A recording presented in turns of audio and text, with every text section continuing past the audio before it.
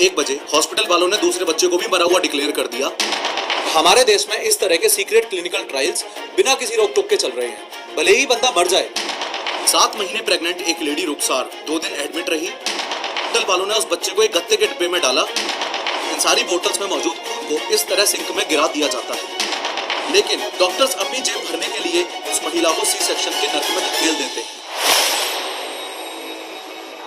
आज से करीबन 7 साल पहले 30 नवंबर 2017 को सुबह करीब 9 बजे आशीष कुमार और उसकी पत्नी वर्षा अपने जुड़वे बच्चों की डिलीवरी से पहले रूटीन चेकअप करवाने के लिए एक बहुत फेमस हॉस्पिटल में जाते हैं। ये फेमस हॉस्पिटल दिल्ली के शालीमार बाग में स्थित था। डॉक्टर चेकअप शुरू करता है और सोनोग्राफी के दौरान ही वर्षा को बताता है कि प्रेगनेंसी में कुछ कॉम्प्लिकेशंस हैं। मैं अपनी वाइफ को लेकर हॉस्पिटल गया, मैक्स हॉस्पिटल गया, तो उन्होंने कहा कि बच्चों की डिलीवरी करनी पड़ेगी। फिर उसके बाद हमने बोला ठीक है, आपको जो सही लगता है आप वो कीजिए।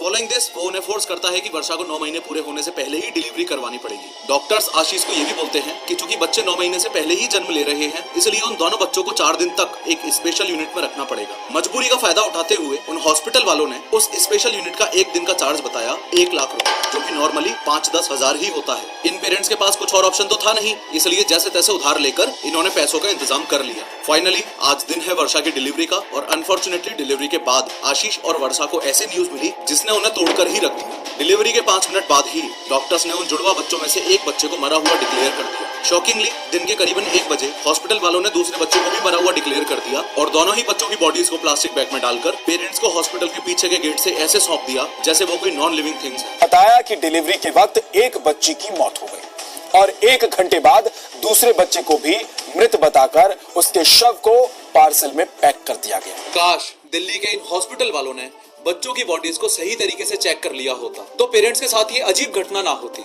कौन सी अजीब घटना, ध्यान से सुनना। बेचारे पेरेंट्स आशीष और वर्षा अपने डेड डिक्लेयर ट्विंस को गाड़ी में लेके घर की ओर चलती है। ये लाचार माँ बाप अंतिम संस्कार को ध्यान में रखकर घर की ओर बढ़ ही रहे थे कि अचानक हॉस्पिटल से सिर्फ 3 किलोमीटर की दूरी पर ही उस प्लास्टिक की थैली में हलचल सी होने लगती है। हलचल देखकर आशीष कुमार और उसके पापा कैलाश की सांसें रुक सी गयी। डरते डरते कैलाश ने उस थैली को खोलकर देखा तो उसके पैरों के नीचे से जमीन ही खिसक गई। उन ट्विंस में से एक बच्चा अभी भी जिंदा था, और जिस हालत में था उसका जिक्र अगर अपन ना ही करें तो बेहतर है। तो हमने देखा कि जो पैकेट में जिसमें उसको पार्सल में पैक कर रखा था उसमें कुछ हलचल सी महसूस की हमने। उसमें देखा कि मतलब उसमें कुछ हलचल सी है, कुछ एक्टिविटी सी हो रही है उसमें। तो हमने जब पार्सल खोल के देखा तो बच्चा सांस ले रहा था। बिना किसी देरी के कैलाश और आशीष दोनों उस प्लास्टिक बैग में मौजूद बच्चों को किसी दूसरे पास के ही अस्पताल में लेकर जाते हैं। एक बच्चा तो उन दोनों में से मृत पाया गया, लेकिन दूसरे बच्चे में अभी जान बाकी थी। जिस बच्चे में जान बची हुई थी उसको 5 दिन तक वेंटिलेटर पर रखा गया। उसके बाद उस बच्चे ने भी वहाँ उस वेंटिलेटर पर ही दम तोड़ दिया। ऐसे ही आज से 1.5 साल पहले दिल्ली गवर्नमेंट के अंडर आने वाले एक लोकनायक हॉस्पिटल में एक वारदात हुई। 7 महीने प्रेग्नेंट एक लेडी रुखसार 2 दिन एडमिट रही। 2 दिन एडमिट रहने के बाद यानी कि 19 फरवरी को उसके बच्चे की डिलीवरी करवाई गई। डिलीवरी के तुरंत बाद ही डॉक्टर ने उस बच्चे को मरा हुआ घोषित कर दिया। आप विश्वास नहीं करोगे कि हॉस्पिटल वालों ने उस बच्चे को एक गत्ते के डिब्बे में डाला और इस तरह से सील पैक करके दे दिया। बेचारे माँ बाप बच्चे का फ्यूनरल करने के लिए उसे घर लेकर चले गए। बच्चे को दफनाने के लिए घर वालों ने कब्र भी खोद ली थी। जब उन्होंने डिब्बा खोला तो उनके होश ही उड़ गए, क्योंकि बच्चा जिंदा था और बाहर निकलने के लिए छटपटा रहा। घर वाले जल्द से जल्द बच्चे को उसी हॉस्पिटल लेके पहुंचे, लेकिन हॉस्पिटल वालों ने बच्चे को एडमिट करने से मना ही कर दिया। सोचो, जिन डॉक्टर्स को हम भगवान मान रहे हैं उनमें से कुछ तो यमराज हैं, और जिन हॉस्पिटल्स की चकाचौंध और स्ट्रक्चर को देखकर स्वर्ग जैसा लगता है, असल में वो स्वर्ग पहुंचाने की जगह बन चुकी है। आज की इस 3D एनिमेटेड वीडियो में हम बड़े लेवल पर लेकिन सीक्रेटली हो रहे हॉस्पिटल स्कैम्स पर से पर्दा उठाएंगे। ऐसे रियल लाइफ इंसिडेंट्स को डिस्कस करेंगे जो हमें ये समझने में हेल्प करेंगे कि इन स्कैम्स को आखिर अंजाम कैसे दिया जा रहा है, एंड मोस्ट इंपोर्टेंटली ये भी समझेंगे कि आप अपने आप को और अपने परिवार को इन स्कैम से कैसे बचा सकते हो। लेकिन हर बार की तरह शुरू से शुरू करते हैं। साल 2021 में Asian journal of management and commerce नाम की एक जर्नल ने इंडिया में बढ़ते हेल्थ केयर फ्रॉड्स पर एक रिपोर्ट सबमिट की थी। इस रिपोर्ट के अकॉर्डिंग इंडिया में होने वाले 40% हॉस्पिटल स्कैम्स सरकारी अस्पतालों में किए जाते हैं और रिमेनिंग 60% स्कैम्स प्राइवेट अस्पतालों में किए जाते हैं। इस बढ़ते हुए हेल्थ केयर फ्रॉड का एक मेन रीजन है उन लोगों को निशाना बनाना जिन्होंने हेल्थ इंश्योरेंस ले रखा है। ध्यान से समझो कि हॉस्पिटल में एग्जैक्टली होता क्या है। इमेजिन करो एक सिचुएशन है जिसमें इस पर्सन ए के साथ एक पेशेंट है और इसका इलाज करवाने के लिए ये हॉस्पिटल जाते हैं। हॉस्पिटल में रिसेप्शन पे इनसे पूछा जाता है कि इस पेशेंट का हेल्थ इंश्योरेंस है कि नहीं। अगर इस पर्सन ए ने ना बोल दिया तब तो समझ लो कि ये लोग बच गए, लेकिन अगर इस पर्सन ए ने ये बोला कि हाँ इस पेशेंट का हेल्थ इंश्योरेंस है तो समझ जाओ कि इस पेशेंट की वोट लगने वाली है। अगर आपने गब्बर इज बैक मूवी देखी होगी तो आप ऑलरेडी रिलेट कर पा रहे होंगे कि मैं क्या कहना चाह रहा हूँ, क्योंकि हेल्थ इंश्योरेंस वाले पेशेंट का खर्चा इंश्योरेंस कंपनी को उठाना पड़ता है, इसलिए ऐसे केस में डायग्नोसिस और इलाज के टाइम पेशेंट इतना सोचता ही नहीं है और हॉस्पिटल वाले इस चीज का फायदा उठा लेते हैं। फॉर एग्जाम्पल, अगर किसी पेशेंट को पेट में दर्द है तो ना जाने उसे क्या क्या टेस्ट करवाने को बोल देंगे, क्योंकि जितने ज्यादा टेस्ट होंगे हॉस्पिटल वालों के लिए तो उतना ही ज्यादा फायदा है। ज्यादा बिल आएगा इज इक्वल टू ज्यादा पैसा मिलेगा। दिक्कत की बात यह है कि पेशेंट्स भी इस चीज को इस सोच के साथ सीरियसली नहीं लेते कि पैसा तो इंश्योरेंस कंपनी का लगेगा ना, अपने को क्या है भाई, पैसे भले ही इंश्योरेंस कंपनी दे, शरीर तो तेरा खराब हो रहा है ना, तेरी बॉडी को अननेसेसरी छेदा जा रहा है। इसी स्कैम को अच्छे से अंजाम देने के लिए हॉस्पिटल वाले एक और नए स्कैम को जन्म देते हैं और वो है एडमिशन स्कैम। एडमिशन स्कैम का मतलब है बिना किसी जरूरत के ही किसी भी पेशेंट को एडमिट कर लेना। इन दोनों ही स्कैम से रिलेटेड आपको एक रियल इंसिडेंट बताता हूँ कि कैसे इंश्योरेंस पॉलिसी की आड़ में लोगों को जबरदस्ती एडमिट करके उनसे पैसा वसूला जा रहा है। बात शुरू होती है 5 फरवरी 2020 से, जब हिमांशु सिंघल अपने बच्चे को दिल्ली के शालीमार बाग के एक फेमस हॉस्पिटल में लेकर गया। हुआ कुछ ऐसा था कि कुछ दिनों से उसके 2.5 साल के बच्चे को हल्का बुखार और लूज मोशन की शिकायत आ रही थी। रूटीन कंडीशन में एडमिट हुआ।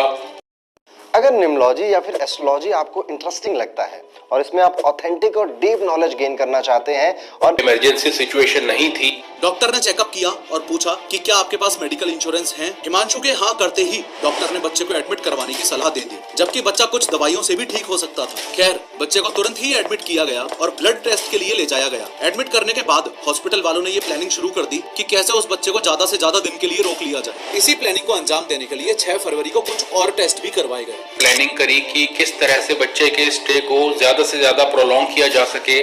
शॉकिंगली, टेस्ट करने वाले डॉक्टर ने दूर से ही बच्चे को देखकर ये बोल दिया कि बच्चे के एनल एरिया में कट्स लग रहे हैं, यानी कि फिशर्स हो रहे हैं, और बिना सोचे समझे उसे मोविकोल नाम की एक दवाई देने का ऑर्डर दे दिया। अब ये मोविकोल एक कॉन्ट्रा इंडिकेटेड दवाई है। इन्होंने एक कॉन्ट्रा इंडिकेटेड दवाई जिसका नाम मोविकोल है, जो कि लूज मोशंस को बढ़ाने के लिए यूज करी जाती है, वो प्रेस्क्राइब करी। कॉन्ट्रा इंडिकेटेड दवाई का मतलब ऐसी दवाई से होता है जो किसी एग्जिस्टिंग हेल्थ कॉम्प्लिकेशन को और ज्यादा सीवियर कर दे या फिर उसे और ज्यादा बढ़ा दे। फॉर एग्जांपल, इमेजिन करो आपको पीनट यानी कि मूंगफली से एलर्जी है और अगर कोई आपको पीनट बटर सैंडविच ही खिला दे तो वो आपके लिए जानलेवा साबित हो सकती है। यही काम मोविकोल ने उस बच्चे पर भी किया। चूंकि मोविकोल दवाई कॉन्स्टिपेशन को ठीक करने के लिए ही दी जाती है, मतलब ये कि मोविकोल भी लूज मोशंस ही क्रिएट करती है, इसलिए बच्चे की हालत और ज्यादा बिगड़ने लगी। हॉस्पिटल वाले यही नहीं रुके, उन्होंने मुंह से लेने वाली दवाई को उस बच्चे की नसों में डायरेक्टली ही उतार दिया। मेरे बच्चे को ओरल की जगह इंट्रावीनसली चढ़ा दिया, डायरेक्टली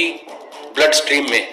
बच्चे के शरीर में पानी की इतनी कमी हो गई कि वो सीवियर शॉक स्टेज में चला गया और उसे तुरंत ही आईसीयू में शिफ्ट करना पड़ गया। कुछ ही टाइम में बच्चे का लीवर ही फेल होने लग गया। अपनी गलती छुपाने के लिए हॉस्पिटल वालों ने हिमांशु सिंघल को उसी हॉस्पिटल की एक दूसरी ब्रांच में ले जाने को कहा। साथ ही हॉस्पिटल वाले उस छोटे से बच्चे का लिवर ट्रांसप्लांट करवाने के लिए प्रेशराइज करने लगे। अनफॉर्चुनेटली एडमिट होने के 4 दिन बाद ही वो 2.5 साल का बच्चा हॉस्पिटल वालों की लालच की वजह से मौत के घाट उतर। मोरोवर, इस एडमिशन स्कैम की एक ग्राउंड रियलिटी और बताता हूँ। जैसे मान लो आप हॉस्पिटल में थर्सडे के दिन एडमिट हुए। अब ध्यान से इन डेज को समझना। डॉक्टर ने आपको 3 दिन तक ऑब्जर्वेशन और ट्रीटमेंट में रहने की सलाह दी और कहा कि सैटरडे तक आप बिल्कुल ठीक हो जाओगे और उसी दिन आप घर भी जा सकते हो। लेकिन ये हॉस्पिटल वाले कोई ना कोई बहाना देकर आपको सैटरडे को डिस्चार्ज करेंगे ही नहीं, क्योंकि संडे को छुट्टी है, यानी कि संडे को हॉस्पिटल बंद होता है, जिस वजह से संडे को डिस्चार्ज प्रोसेस नहीं किया जाता। यानी कि आपको अब संडे को भी वहीं रहना पड़ेगा और मंडे के दिन आपको छुट्टी मिलेगी और ऐसे ही आराम से हॉस्पिटल का एक दिन का पैसा भी बन जाएगा। ये तो सिर्फ एक तरीका है। हॉस्पिटल वाले सिर्फ इसी तरह से आम जनता को बेवकूफ नहीं बनाते, बल्कि इसके लिए उन्होंने